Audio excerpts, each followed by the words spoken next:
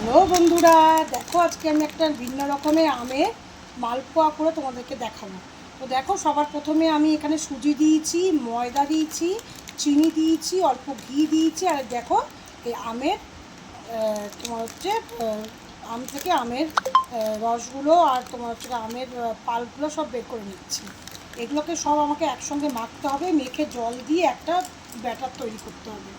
সেই ব্যাটারটাকে মিনিমাম 8 ঘন্টার মতো রেখে দিতে হবে।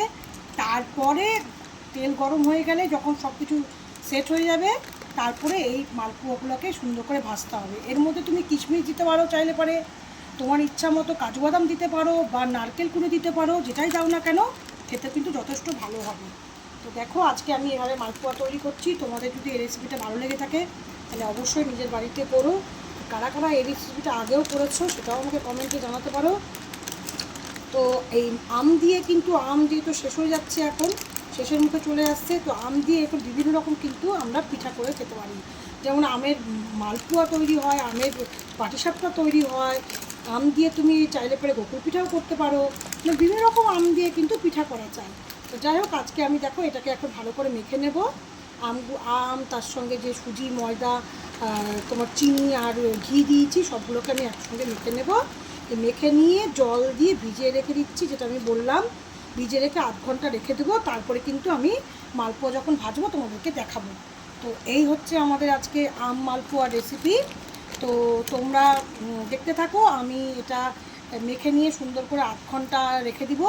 তারপরে আমি কিন্তু যখন ভাজবো, বললাম যেহেতু তোমাদের দেখাবো, তো তোমাদের দেখাবো আর কেমন খেতে হয়েছে সেটাও তোমাদেরকে করার পরে খেয়ে জানাবো।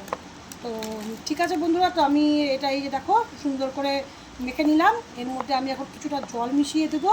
সুজি যেহেতু আছে সুন্দর করে ফুলে যাবে আর নরম হয়ে যাবে। এই যে দেখো সুন্দর করে মেখে নিয়েছি। এবার কিন্তু আমি এর মধ্যে জল দিয়ে দেবো।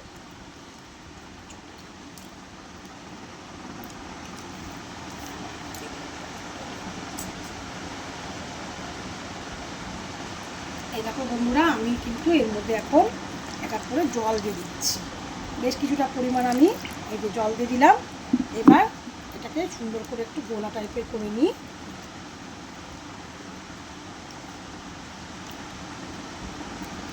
তোমরা চাইলে পারে আমটাকে অন্য একটা বাটিতেও সুন্দর করে গোলা করে নিয়েও কিন্তু এর মধ্যে মেশাতে পারো। তো আমি ভাবলাম যে না, একবারেই করে নিই, তাই আমি কিন্তু একবারে এই গোলাটাকে মেখে নিয়েছি। তো দুটো অপশনেই এটা রকমভাবেই করা যায়, কোনো ব্যাপার না। যেভাবেই তোমরা করতে চাও না কেন, কিন্তু আশা করি খেতে কিন্তু খুব টেস্ট হবে। এর মধ্যে যেহেতু চিনি আছে, চিনিটা পরিমাণ মতোই দিয়েছি, যেহেতু আমগুলো পাকা পরিমাণ মতোই চিনিটা দিয়েছি। আর সামান্য একটু কিন্তু লবণ দিয়েছি, যে যাতে মানে ব্যালেন্সটা ভালো হয়। একটু এই মিষ্টি জাতীয় জিনিসে একটু লবণ দিলে কিন্তু খেতে যথেষ্ট ভালোই লাগে। তো সামান্যই অল্প লবণ দিয়েছি আমি।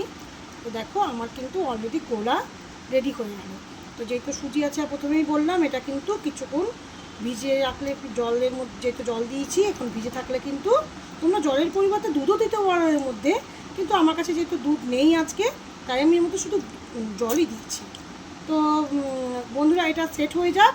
তবে 8 ঘন্টা পরে আমি আবার তোমাদেরকে এটা দেখাবো কীভাবে আমি এটাকে সুন্দর করে ভাজবো আর কেমন হচ্ছে খেতে।